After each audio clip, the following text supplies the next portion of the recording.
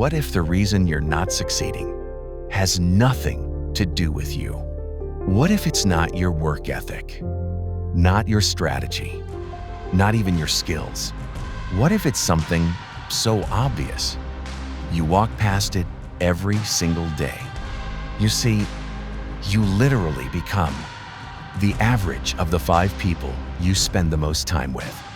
Your income, your mindset, your future. It's all contagious. Who knew? You've been trying to build something big, yet everyone around you thinks small. That's not supporting. That's poisoning you and undermining your dreams. And what's worse, your brain is absorbing it. Yes, brain science just confirmed it. Mirror neurons now prove that you can't help but copy the people around you. But here's what's wild. Buddha figured this out 2,500 years ago. Confucius wrote it down. King Solomon shared this wisdom in his Proverbs. If you've been grinding and nothing's changed, listen closely. It's not you. You've just been standing next to the wrong people. And once you truly know this, you can change it. I'm about to show you exactly which 3 types of people will pull you up and how to find them starting today. And it is all because a young prince discovered something while observing his friends that changed everything. Watch now, and it will change your life forever.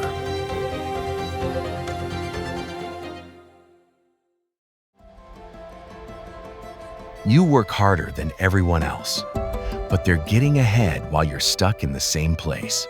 The ancient masters knew why. You know what? It's not about effort. It's all about who's standing next to you. Yes, it's true. What if I told you there's a universal truth about success? Unfortunately, 90% of people will never realize it. It has nothing to do with luck or skill or even your bank account. It comes down to this. You literally become the average of the 5 people you spend the most time with. Your income, your habits, and even your success, it's all incredibly contagious. In this conversation, we're going to break down the 3 types of people that will transform your life, helping you build a tribe that helps you rise to the top. Many years ago, in ancient India, a young prince named Siddhartha lived a life of luxury in a grand palace, surrounded by wealth, beautiful gardens, and every comfort imaginable. His mother had died shortly after his birth, and his father wanted him to become a great ruler.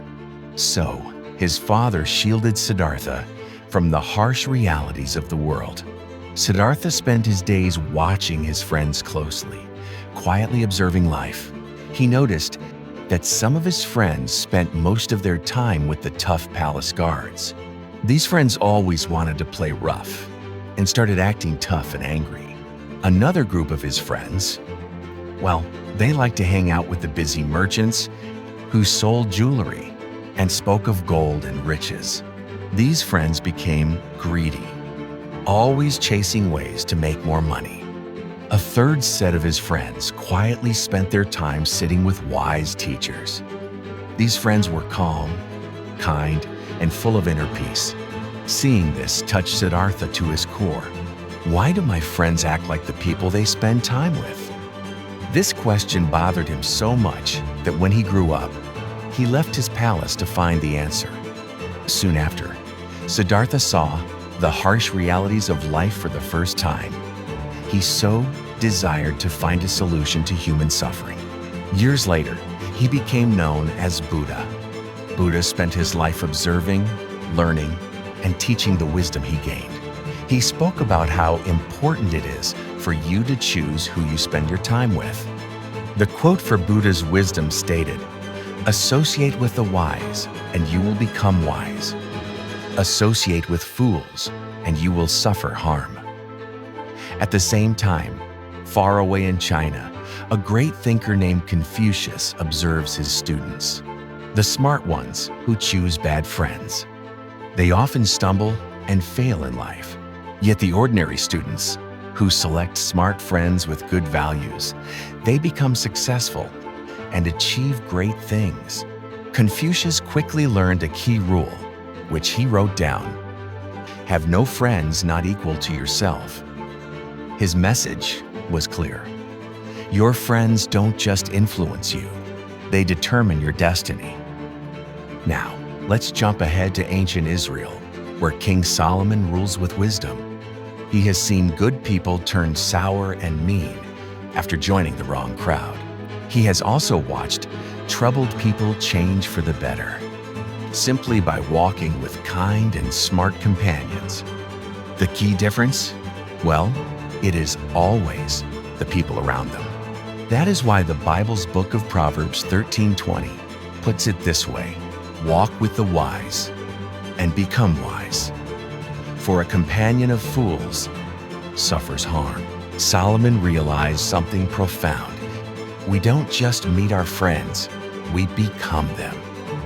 Meanwhile, in the hills of India, ancient Vedic sages teach about satsang, which means being in the company of good and truthful people. They call it the doorway to true freedom and peace. It matters more than long hours of meditation or prayer. Just being near the right people can lift your spirit and set you free.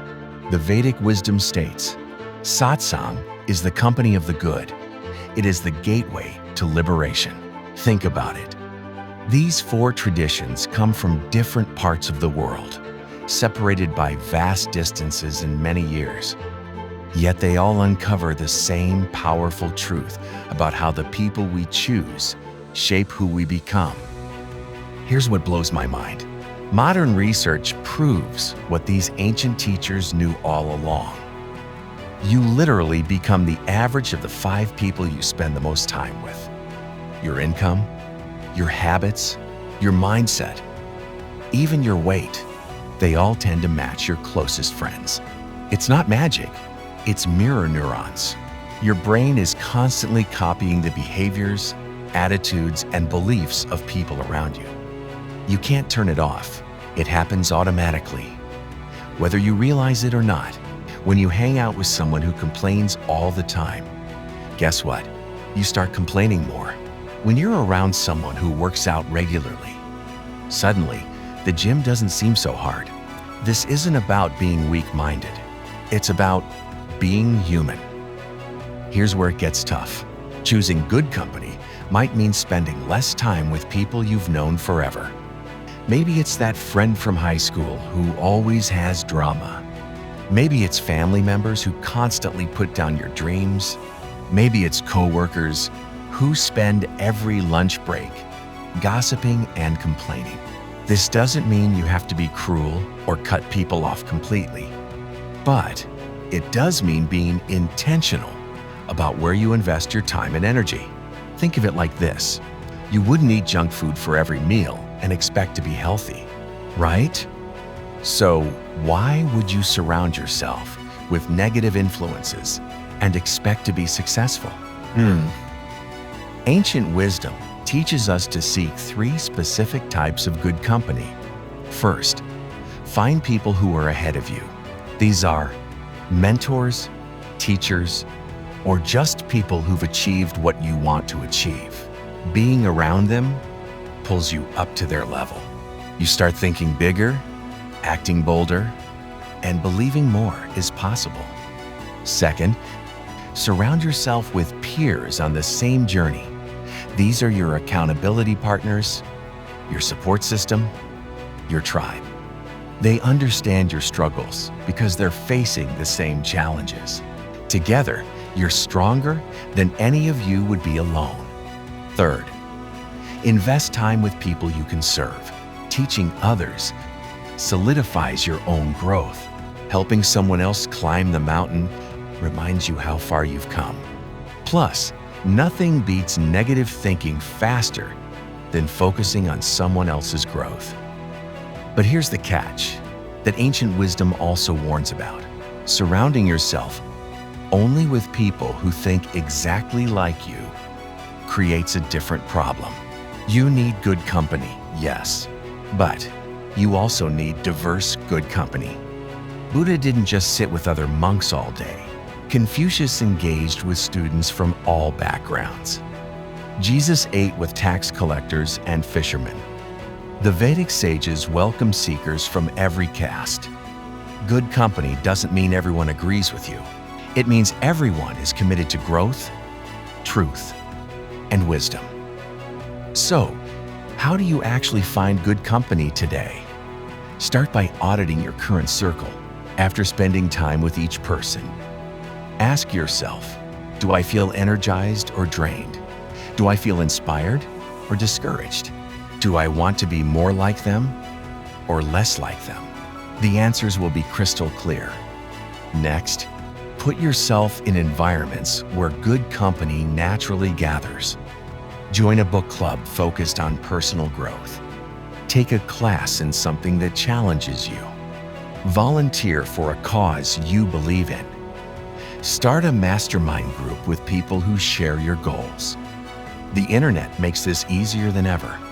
Online communities, virtual meetups, and social media groups can connect you with like-minded people anywhere in the world.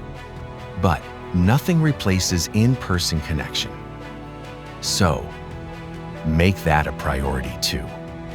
Here's what happens when you commit to keeping good company.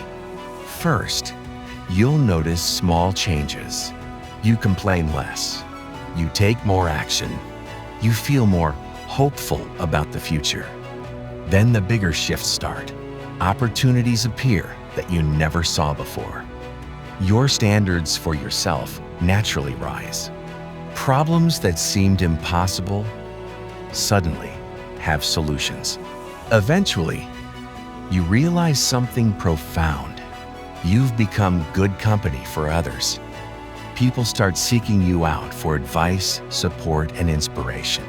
The cycle continues, and the ripple effect spreads. The ancient wisdom is clear. Your company shapes your destiny. So here's my challenge for you. Comment below with one specific action you'll take this week to improve your company. Maybe it's reaching out to someone you admire. Maybe it's setting boundaries with someone who drains you. Maybe it's joining a group that scares you a little. Whatever it is, take that step. Share this video with someone who needs to hear this message. Someone who's been struggling despite their best efforts. They might not realize the company they keep is holding them back. And if this resonated with you, hit that subscribe button. Because ancient wisdom isn't just history, it's the blueprint for modern success. Your vibe really does attract your tribe. So make sure you're sending out all the right signals. You are the company you keep. Let's surround ourselves with the best of the best.